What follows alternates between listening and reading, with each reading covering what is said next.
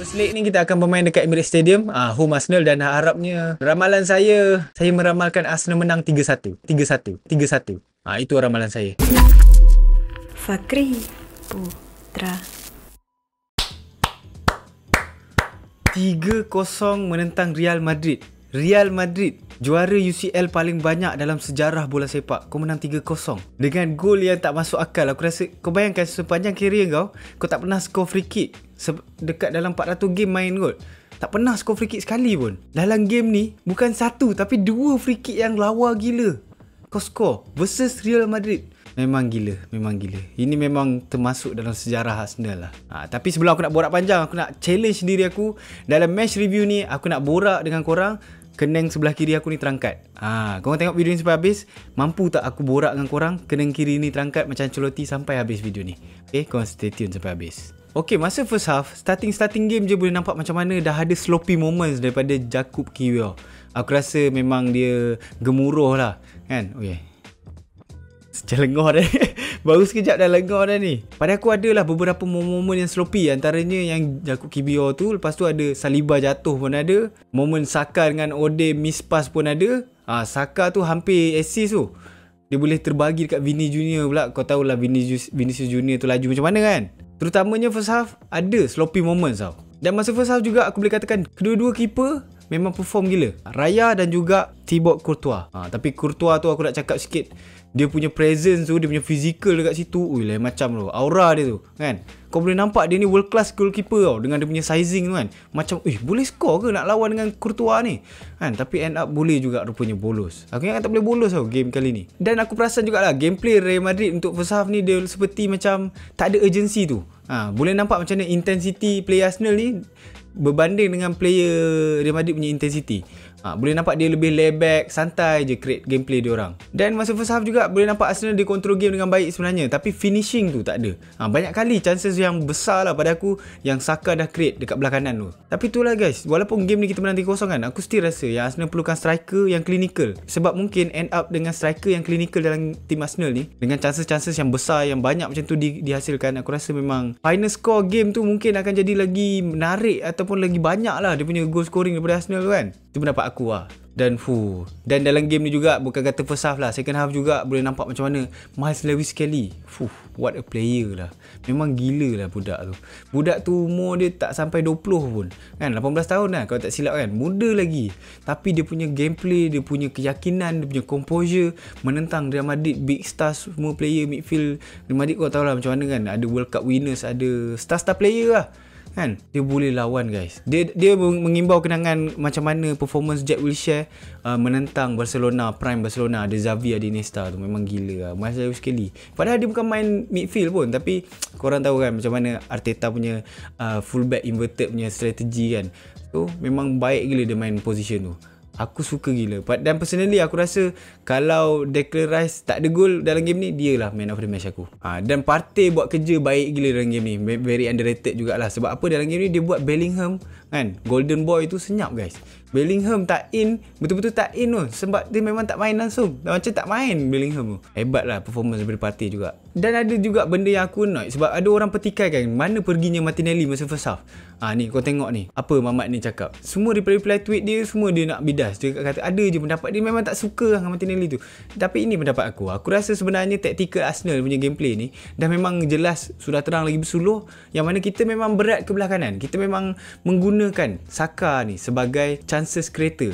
Kita crossing kan, dan banyaknya Martinelli punya role adalah untuk last ball tu. Maksudnya dekat final post, far post. Dekat far post dia akan tunggu untuk buat finishing touch tu. Tapi itulah, Saka ada kan, korang tengok sendiri kan macam mana ada momen yang Saka dah create chances tapi finishing touch tu tak ada. Dia macam tak connect lah chances dengan finishing tu. Tapi pada aku Martinelli main dengan sangat baik. Dan aku nak kaitkan juga dengan chatting aku dengan member aku ni, yang mana member aku ni die hard fans Real Madrid. Dia chat aku, dia just tunjuk satu video ni yang mana pilih antara pemain dan bandingkan pemain mana lagi baik. Contohnya macam Raya versus Courtois, orang pilih Courtois kan. And then ada satu position ni right back Valverde versus Timber. Dan aku personally aku pilih Timber. Lepas tu dia petikai kan, kau rasa Timber lagi baik daripada Valverde ke? Aku rasa game ni dah membuktikan yang Valverde banyak kali dalam game ni 1v1 bersama tadi. Aku dah penat ke, aku tak boleh. Sorry, aku dah tak boleh, aku dah penat sakit kena aku. Ancelotti memang power. Tapi itulah. Dan kau tengok macam mana Timber buat Vinicius Junior senyap guys. Kan? Contender Ballon d'Or tapi tak boleh buat apa-apa. Senyap sebabkan Timber. So aku rasa Nan menjawab lah 3-0 aku dah tu jawapan dia. Tapi itulah, dulu aku dengan Hanan ni true fans Real Madrid, true and true daripada zaman sekolah lagi. Backup Real Madrid kakao punya. Masa zaman sekolah dulu aku tak boleh nak banter pun. Sebab apa? Arsenal dulu kau tahu macam mana? Teruk gila guys. Teruk gila. Zaman-zaman troll kau tahu tak? Tapi sekarang ni Arsenal dah lain lah. Level lain lah. Aku dah macam amazed gila dengan Arsenal sekarang ni. Tapi still jangan hanyut sangat. Sebab kita masih belum dapatkan piala lah. Itu yang paling penting. Itu sebenarnya jawapan kepada kita pula. Kan, jawapan untuk kita mendapat jawapan adakah betul Arsenal ni sedang hebat. Second half, apa aku boleh cakap, Arsenal main sama je macam first half. Maksudnya mendominasi game tu kan, banyak pegang bola lebih daripada Real Madrid.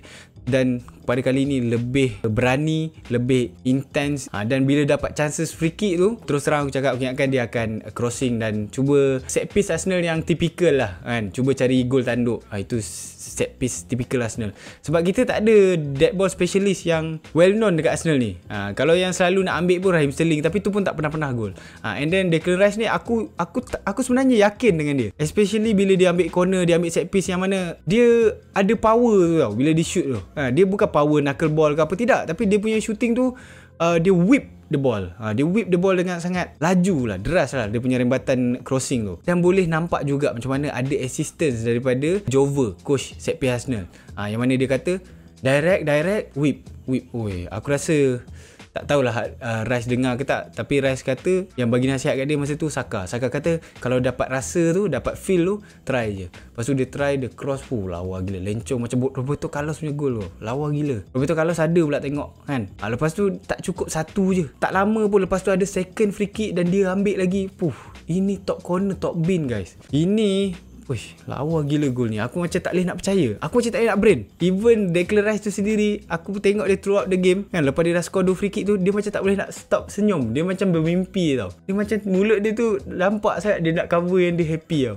So memang luar biasa. Memang akan masuk dalam sejarah lah ni, moment ni. Bukan bend it like Beckham, tapi bend it like Declan. Memang gila. Kau hebat gila gol dia. Lepas tu boleh pula Merino tambah gol ketiga. Tapi gol ketiga tu sebenarnya ada satu insiden yang macam, tapi tu awal sikit lah, kena tarik ke belakang sikit, di mana Trossard tu macam offside tau.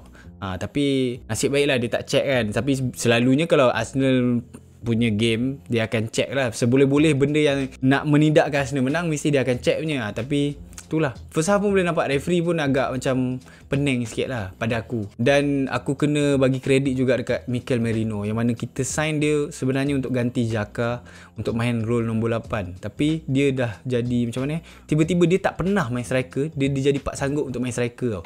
Tapi dia very crucial lah. Aku suka macam mana dia boleh cari position yang tepat dekat dalam box tu untuk jaringkan gol ketiga tu. Aku kredit gila. Dia start main striker untuk Arsenal pada bulan Februari tau. Sekarang ni dah April, baru dalam masa 2 bulan ni dia dah skor 8 goals as a striker. Yang sedangkan korang tahu role asal dia apa kan. So kredit sebenarnya. Kita undervalue dia kadang-kadang. Merino terbaik Merino. Kalau datang Kedah Merino. Jangan tak datang Merino. Tapi still aku rasa Arsenal kena dapatkan striker. Dan kita ni dah sampai ke semi ni, price kita punya hadiah sampai ke semi pun sebenarnya besar kan. Berjuta-juta kita dah dapat. So aku rasa Arsenal dengan funding yang ada, spend lah sewajarnya kan. Aku tak faham kenapa tim-tim lain, fans-fans lain semua nak petikai Arsenal dah spend banyak tapi tak berjaya kan. Pada aku Arsenal memang dah spend banyak, tapi dia tak spend secara lengkap tau kan. Dia clear that woods, dia still in the process lah pada aku. Dan sebenarnya agak pantas tau Arsenal punya boom tu. Arsenal barai, Arsenal okay, Arsenal power gila. Dia punya lonjak tu power gila. Lepas tu Arsenal drop. Dan sekarang ni orang dah start petikai. Tapi pada aku relax. Kita tengok season depan. Macam biasalah Netflix FC. Tapi season ni tak habis lagi. Kita tengok je lah macam mana all the way through sampai ke habis. Dan disebabkan dalam game ni ramai yang perform, aku akan pilih yang antara underperform lah. Yang pada aku dia macam kurang sikit. Dia bukan tak perform langsung, tapi dia underperform. Maksudnya aku yakin dia boleh perform lagi baik, tapi dia macam kurang sikit. Ni turutan menurun lah. Paling tak perform lah last kali tu. Okay, first Merino. Aku rasa Merino, dia first half tu dia macam agak hilang. Dia macam tak ada. Dia macam tak nampak dia punya permainan kat situ.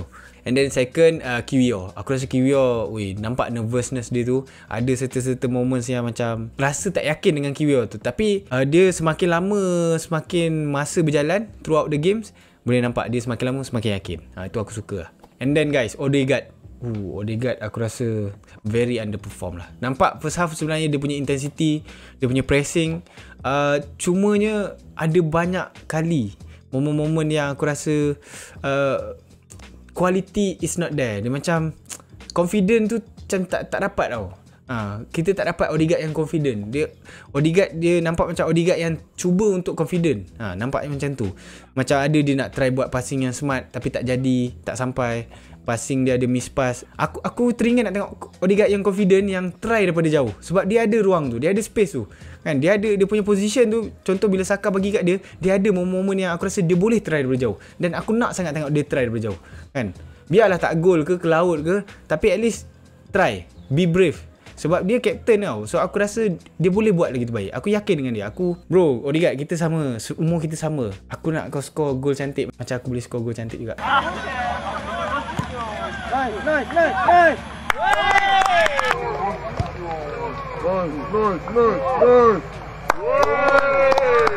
Tapi itulah dia.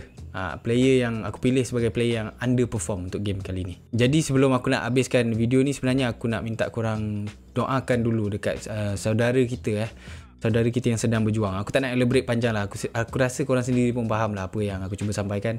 Dan aku harap korang ingat dalam ingatan korang tentang keberadaan saudara-saudara kita tu yang sedang berjuang. Macam mana aku boleh hidup dengan senang kalau ada orang macam tu? Oh ya, aku tak boleh. Itulah, kita kena doakanlah mereka kan. Doakanlah mereka, dan harapnya ada something yang baik lah akan datang untuk mereka, insyaAllah. Dan pada yang dah tak ada tu, kita sedekahkan Al-Fatihah lah. Al-Fatihah.